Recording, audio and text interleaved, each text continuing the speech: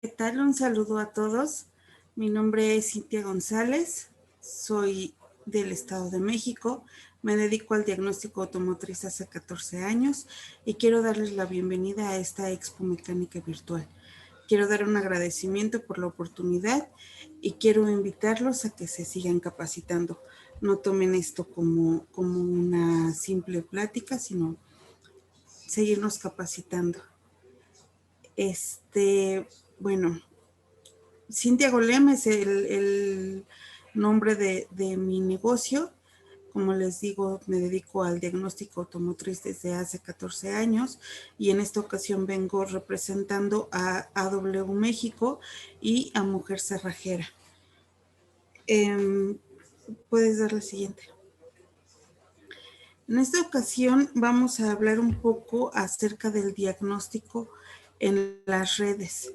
Es un tema bastante sencillo si sabemos utilizar métodos básicos, si sabemos algo de diagnóstico básico. Y me gustaría empezar a enseñarles un poco de esto para posteriormente ver lo que son las redes. Siguiente. Primero que nada, quiero hacer énfasis en la importancia de la capacitación. ¿Qué pasa si nosotros nos capacitamos? Bueno, pues aumenta la productividad y la calidad en nuestro trabajo, aumentamos la rentabilidad de nuestros negocios, ayudamos a solucionar problemas más rápidamente, prevenimos accidentes dentro del taller y damos confianza a nuestros clientes. Y ustedes saben que la confianza que los clientes nos otorgan a nosotros, pues se traduce en más clientes para el taller. Siguiente.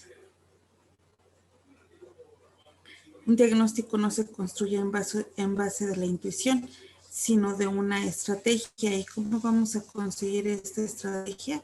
Bien, pues en base al conocimiento adquirido. Siguiente. Para realizar un diagnóstico, primeramente debemos saber qué es un diagnóstico. Y bueno, aquí dice que un diagnóstico de motor es un procedimiento que se realiza para identificar cuáles son las posibles áreas que no están funcionando adecuadamente en nuestro automóvil. ¿Cómo vamos a saber cuáles son las áreas que no están funcionando? Bueno, primeramente conociendo el buen funcionamiento de estas. Siguiente. Diagnóstico automotriz. Como decía en la diapositiva anterior, necesitamos conocer el buen funcionamiento de las áreas en un vehículo para posteriormente saber qué es lo que no está funcionando correctamente y poderle darle solución a nuestro problema. Siguiente. La principal recomendación para el técnico automotriz es incentivarlo a tener un plan preparado o enfrentar los diferentes problemas electrónicos o incluso mecánicos. Es imposible afirmar que todos los fallos automotrices se puedan resolver de la misma forma, pero existen puntos que sí podemos tomar en cuenta. Nos pueden ser de mucha utilidad para nuestro diagnóstico. Y efectivamente, no podemos resolver todas las fallas de la misma forma. Sí, adelante, dale la siguiente. No podemos resolver todas las fallas de la misma manera, pero sí podemos basarnos en puntos básicos para realizar una buena estrategia. ¿Qué es lo primero que vamos a revisar? Ya sea que tengamos un problema de redes, que tengamos un problema en un vehículo que no arranca, ya sea que vayamos a hacer una programación para aquellos que se dediquen a las programaciones.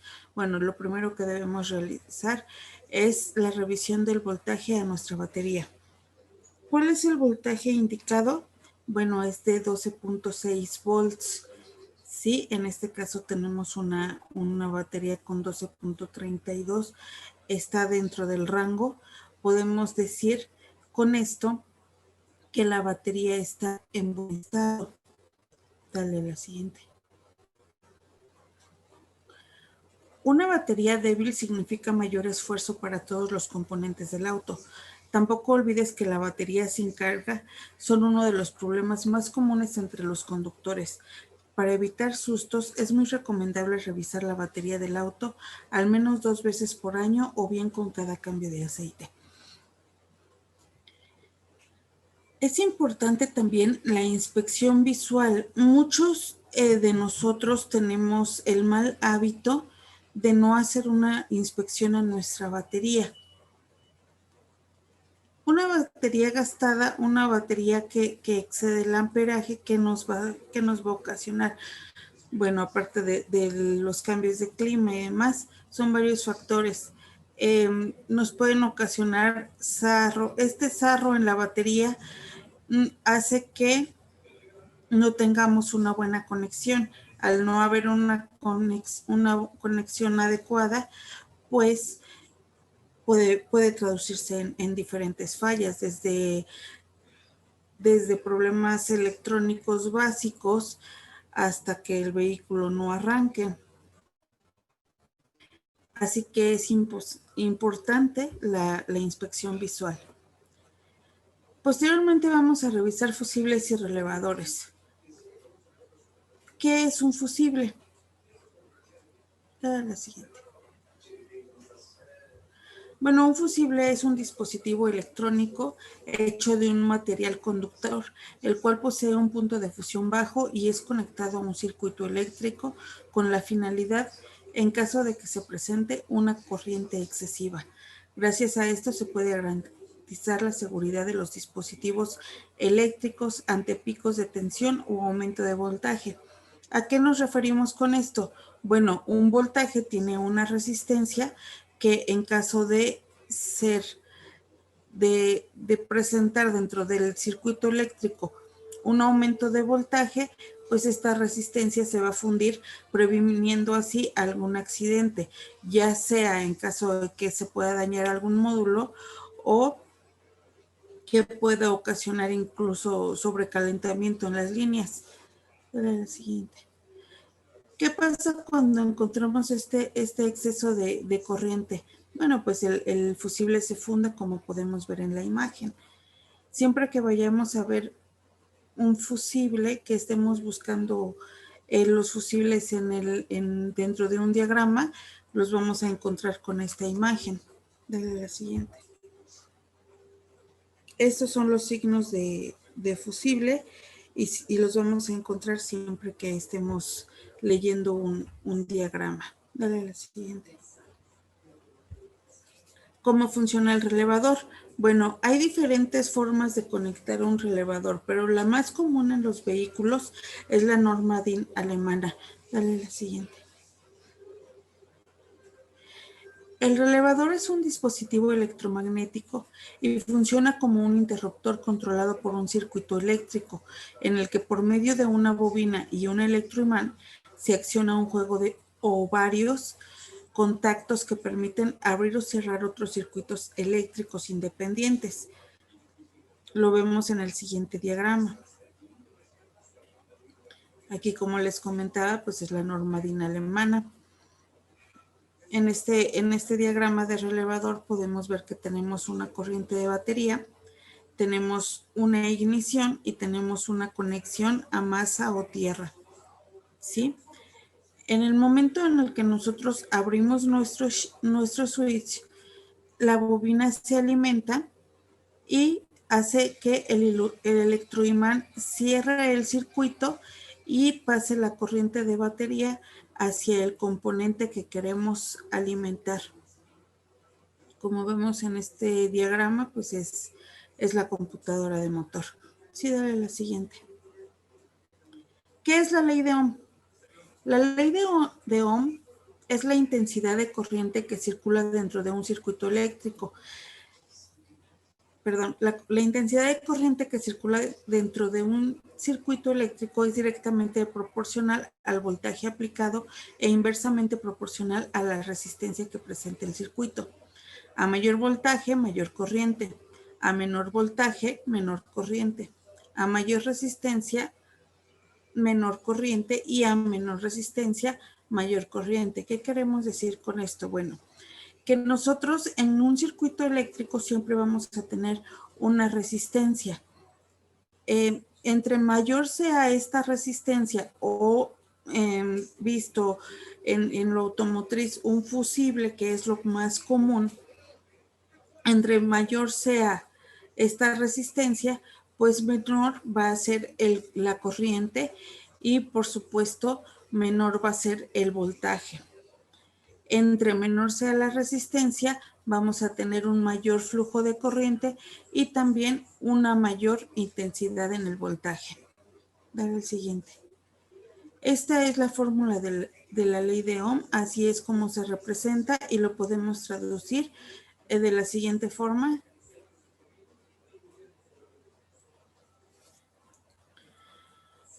Dice, de la fórmula indicada anteriormente se derivan las siguientes expresiones.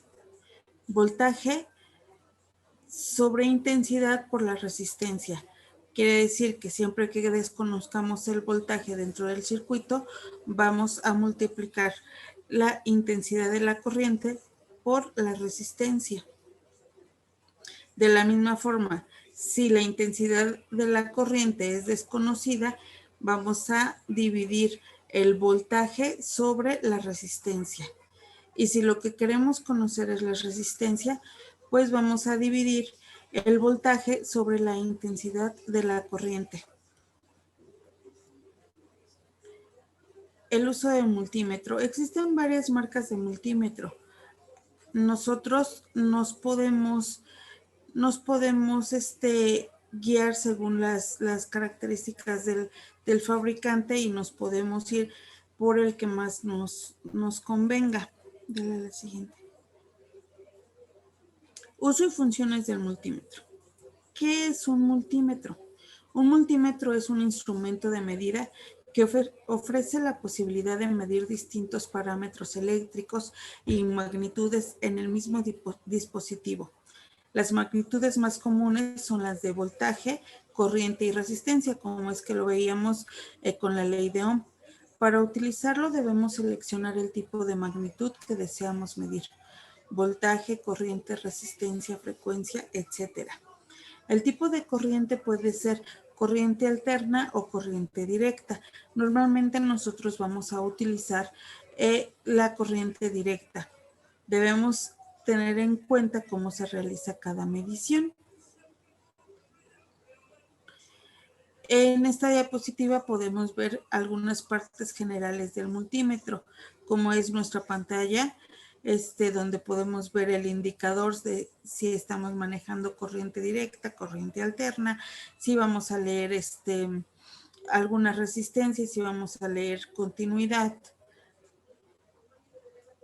Sí, podemos ver la magnitud, tenemos una perilla que nos ayuda a seleccionar precisamente lo que decíamos. Si queremos leer una resistencia, si queremos tomar continuidad dentro de la línea de nuestro circuito, si vamos a seleccionar un voltaje de corriente alterna o un voltaje de corriente directa. Normalmente el multímetro tiene una corriente máxima de 10, una frecuencia máxima de 10 amperios. La siguiente. ¿Cómo vamos a hacer la medición del voltaje? Bueno, como lo veíamos en un principio en nuestra batería, vamos a posicionar nuestra perilla en voltaje de corriente directa y vamos a hacer la medición correspondiente poniendo las puntas en cada una de las líneas terminadoras del circuito que queremos leer.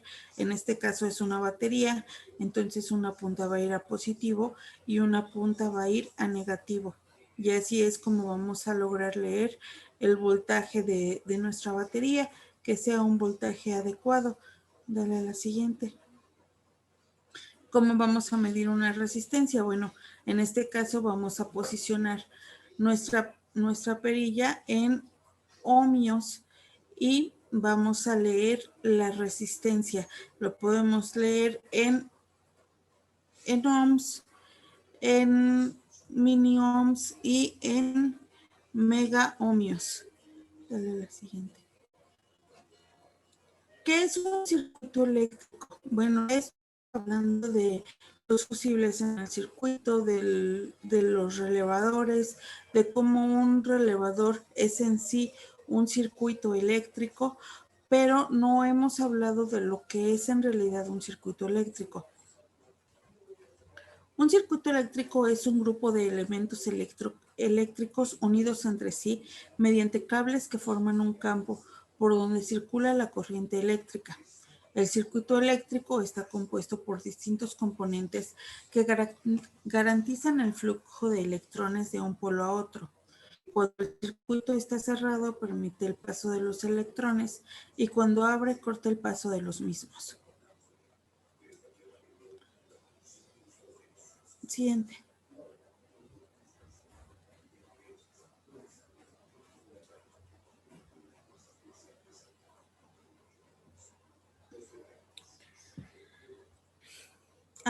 Asociación de resistores. Los resistores se pueden conectar de diferentes formas. Podemos hacer una conexión en serie, una conexión en paralelo y una conexión mixta, que es cuando vamos a mezclar una conexión en serie y una conexión en paralelo. Cuando se conectan los resistores en serie, estos elementos quedan asociados de tal forma que asemejan una especie de cadena, por lo que se refiere a la resistencia total de un circuito de resistores en serie. Este valor es igual a la suma de los valores de cada elemento. Matemáticamente debemos aplicar la siguiente fórmula. Si queremos conocer la resistencia total de nuestro circuito, debemos hacer la sumatoria de la resistencia 1 más la resistencia 2 más la resistencia 3 y así sucesivamente dependiendo del número de resistencias que tengamos dentro de este circuito. Así es como se puede ver un circuito en serie. Si vemos dentro de la misma línea, tenemos 3 bombillas que son nuestras resistencias, tenemos un resistor y tenemos una alimentación a positivo y otra alimentación a negativo. Siguiente. ¿Qué es un circuito en paralelo? Bueno, cuando se conectan resistores en paralelo, la resistencia total del circuito disminuye y en esta toma un valor que es menor que la resistencia menor que existía dentro de este circuito. Cuando se conectan dos resistores en paralelo, se debe dividir el producto de las resistencias entre la sumatoria de las mismas. Por el contrario, si se conectan más de 3 resistores en paralelo, para hallar la resistencia total del circuito, se debe obtener el inverso de la suma de los inversos a cada una de las resistencias. Siguiente. Y así es como vamos a ver un circuito en paralelo. Siguiente. Esta es la fórmula para calcular las resistencias en paralelo en caso de que tengamos dos. Si tuviéramos más, la fórmula, como lo veíamos anteriormente, cambia y es la siguiente. Cuando tenemos que calcular la fórmula de 3 o más resistencias en paralelo, es esta la fórmula. Siguiente. Los resistores en mixto o serie paralelo. Cuando se conectan resistores en mixto, simplemente se hacen combinaciones de resistores en serie y en paralelo. Para encontrar la resistencia total, realmente no se conecta una regla exclusiva, pues se debe de resolver los circuitos que estén en serie de acuerdo con su fórmula correspondiente y los que estén en paralelo se resolverán según su formulismo correspondiente. Después de efectuar estas operaciones, el circuito original se reducirá a un simple circuito de resistores en serie o uno en paralelo, circuitos del que será muy fácil hallar la resistencia total. Siguiente. Y así es como vamos a ver una conexión en serie paralelo. Como decía, para conseguir la resistencia total de este circuito, pues vamos a dividir y vamos a hacer las operaciones correspondientes. Las que son en paralelo se resuelven con operaciones de resistencias en paralelo, mientras que si son en serie se resuelven con el método de resistencia en serie. Siguiente. El conector de diagnóstico. Bueno, el conector de diagnóstico es un conector de 16 pines estandarizado entre los equipos de diagnóstico y los fabricantes de automóviles. A partir de 1996, en algunos vehículos asiáticos y europeos, el DLS está ubicado debajo del cenicero. Este deberá retirarse para tener acceso al conector.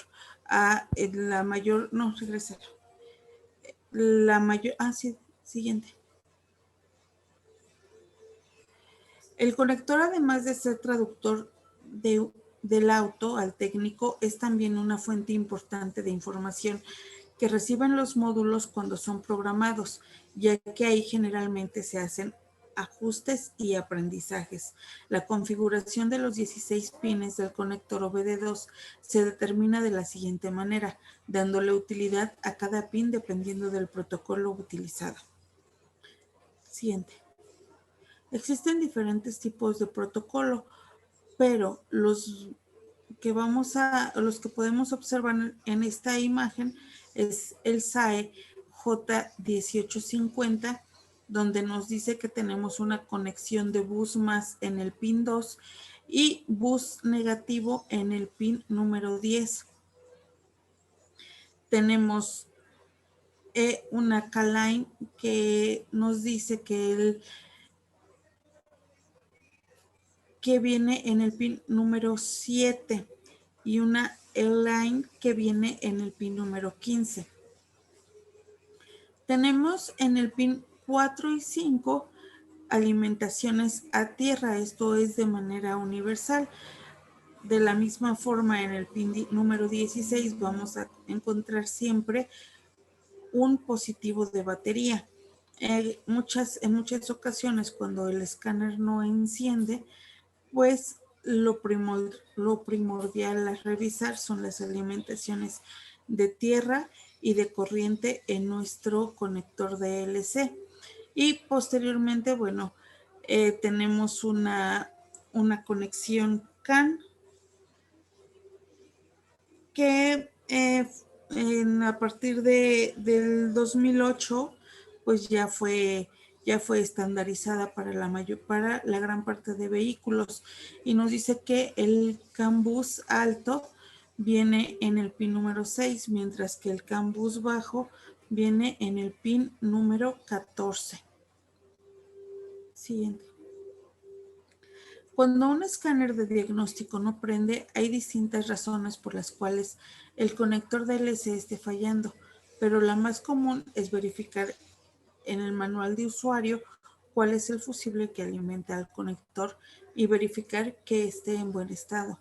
También es importante revisar el pin 16, ya que en este tiene el voltaje de la batería y es la principal alimentación de nuestra herramienta de diagnóstico. También es importante revisar los pines 4 y 5, que son las tierras, como les decía en la diapositiva anterior. Es importante revisar las tierras y revisar nuestro pin número 16, que es el de conexión directa a la batería. En caso de que no exista el voltaje en este pin, pues debemos de ir a revisar fusibles y posteriormente revisar la línea que alimenta. Estando esto en buen estado, pues deberíamos de tener una buena conexión con nuestro escáner. Siguiente. Arquitectura de redes. La arquitectura de red es el diseño de una red de comunicaciones. Es un marco para la especificación de los componentes de una red y de su organización funcional y configuración, sus procedimientos y principios operacionales, así como los formatos de los datos utilizados en su funcionamiento. Siguiente. ¿Qué es la multiplexación?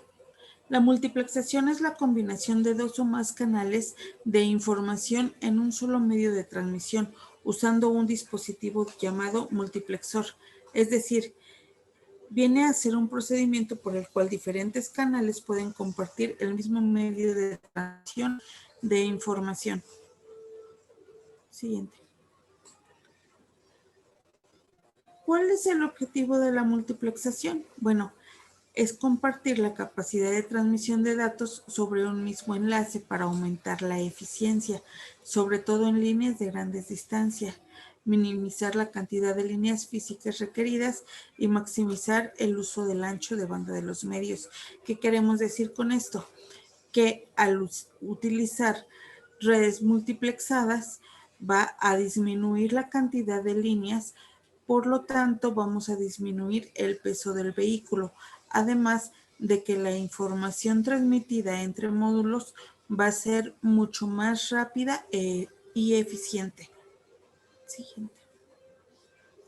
A través de la red multiplexada, a cualquier controlador se pueden enviar tres tipos de mensajes.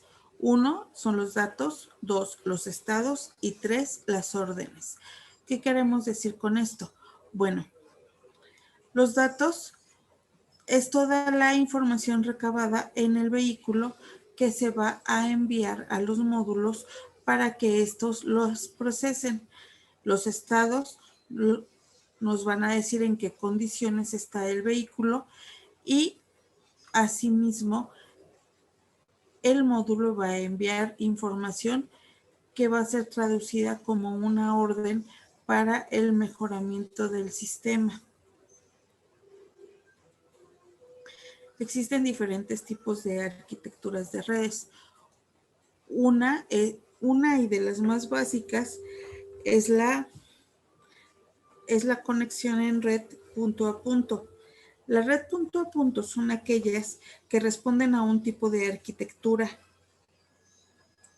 en la que cada canal de datos se usa para comunicar únicamente entre dos computadoras, en clara oposición a las redes multipunto, en las cuales cada canal de datos se puede usar para comunicarse con diversos nodos. ¿Qué quiero decir con esto? Solamente vamos a tener en una red punto a punto dos módulos que se van a comunicar entre sí.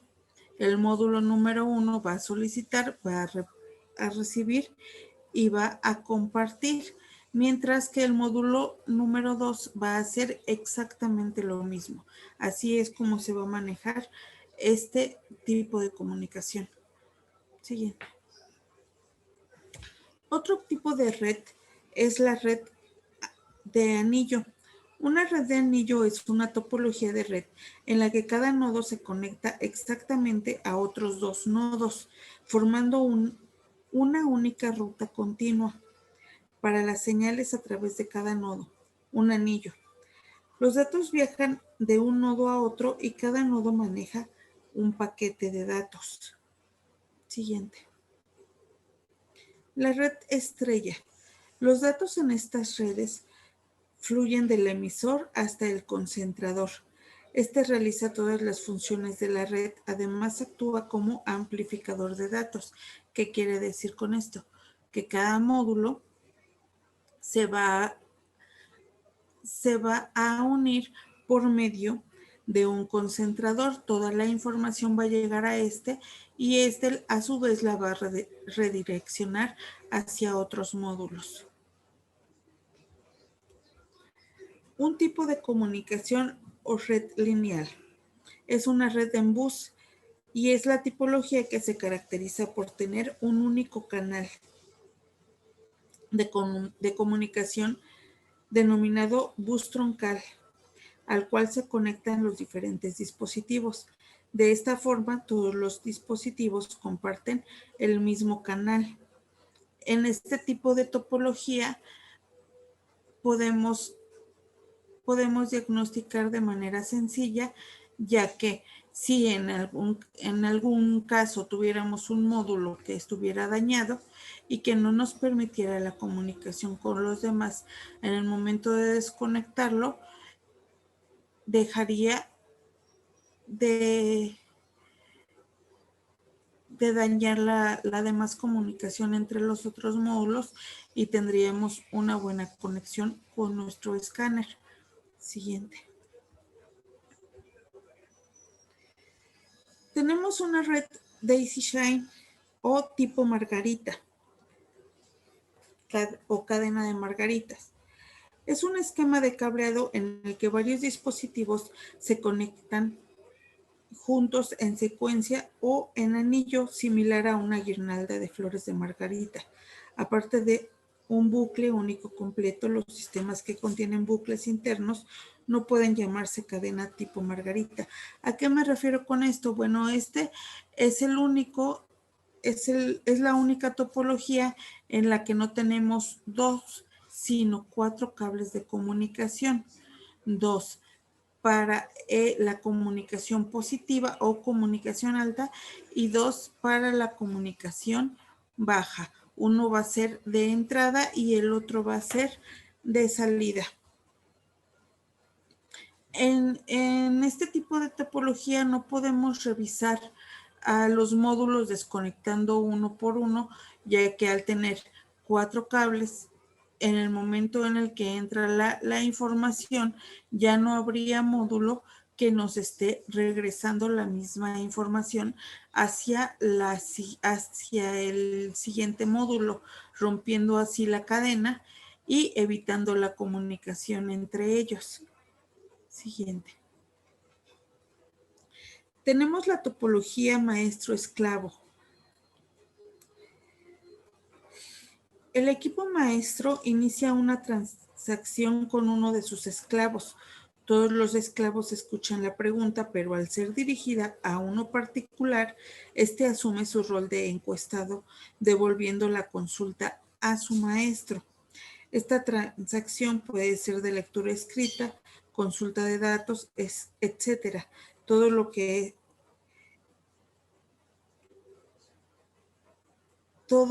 lo que entre ellos dos puedan entenderse. Un ejemplo claro es el sistema ABS en vehículos modernos, donde podemos encontrar ya el control tracción. Esta es una topología clara de maestro-esclavo. Siguiente. Tenemos un sistema gateway muy utilizado en los vehículos Volkswagen. El sistema gateway o pasarela es un dispositivo que actúa de interfaz de conexión entre ambos aparatos o demás aparatos y también posibilita compartir recursos entre 2 o más ordenadores. Su propósito es traducir la información del protocolo utilizando una red inicial al protocolo usando en la red de destino. ¿A qué me refiero con esto? Bueno, tenemos un sistema gateway que es en realidad un traductor. Ya en la actualidad no todos los módulos se comunican a la misma velocidad ni en el mismo lenguaje. Al no comunicarse en la misma velocidad, necesitamos la ayuda de un traductor para que al ser recibida la información, convierta esta información y la redireccione al módulo que debe de ser enviado. Siguiente. Bueno, como lo veíamos en un principio, a partir del 2008 la legislación exige que el control de tracción se maneje por protocolo CAN. Los módulos están divididos por áreas, que es el área de tracción, el área de confort y el área de infotenimiento. En tecnologías anteriores, la información se transmitía a través de relevadores activados directamente desde la computadora, pero ahora no es así. Ahora necesitamos de esta comunicación CAN incluso para dar marcha al vehículo. Siguiente. ¿Cuáles son las fallas que podemos encontrar dentro de una red de comunicación CAN? Bueno, las fallas más comunes podemos encontrar un cortocircuito, ya sea a positivo o negativo, a positivo de 12 o 5 volts, o un negativo en nuestra CAN high, que dijimos se encontraba en el pin número 6. En el CAN low también podemos encontrar cortocircuito, ya sea positivo de 12 o 5 volts, y también podemos encontrar un cortocircuito a negativo. Caída o consumo de amperaje. Esto, como les decía en un principio, desde una batería en mal estado hasta un cortocircuito dentro del vehículo puede producir una caída o consumo de amperaje en nuestro sistema, interrumpiendo la comunicación entre módulos. Podemos encontrar una línea abierta, ya sea en el CAN o en nuestras alimentaciones. Y podemos encontrar también la falta de una resistencia terminadora. Tenemos que, si revisamos con un multímetro, la resistencia debe de ser de 60 ohms, ya que las resistencias terminadoras normalmente son de 120. Si hacemos la operación que vimos con anterioridad, para los circuitos conectados en paralelo, pues sabremos que nuestra resistencia es de 60 ohms, revisándola ya sea en las líneas del módulo de computadora o en nuestro OBD. Al faltar una de estas resistencias, automáticamente solo vamos a tener la lectura de una sola resistencia, lo que nos va a provocar una falla en el sistema y nos va a provocar una mala comunicación con nuestros módulos. Siguiente. Bueno, una vez que hemos aprendido todo esto, pues ya conocemos las diferentes arquitecturas, las diferentes topologías de red, pero ¿cómo vamos a saber qué tipo de topología estamos manejando cuando recibamos un vehículo? Bueno, pues lo ideal es tener algún programa que nos facilite los diagramas del automóvil, y en ya podríamos nosotros identificar dentro del diagrama cuál es la topología de red con la que estamos trabajando. Siguiente. Estos son algunos de los símbolos eléctricos que podemos encontrar dentro de un diagrama. Podemos encontrar, bueno, un motor de arranque, podemos encontrar lo que es lo de un limpiaparabrisas, un elevalunas, la llave también, la presión de aceite. Son símbolos que vamos a encontrar, no en todos, pero sí en algunos de nuestros esquemas o diagramas eléctricos. Siguiente. Normalmente cuando nosotros estamos leyendo algún diagrama de Volkswagen, nos vamos a encontrar con la numeración del borne número 30, con el borne número 15 y con el borne número 31. Bueno, ¿a qué significa cuál es el significado de estos bornes? El 30 siempre nos va a marcar un positivo de batería, mientras que el borne número 15 nos va a determinar cuál es el positivo de batería que viene directamente del switch, y este se da al poner la llave en contacto, mientras que el borne número 31 nos va a marcar las líneas que estén alimentadas por una masa o tierra.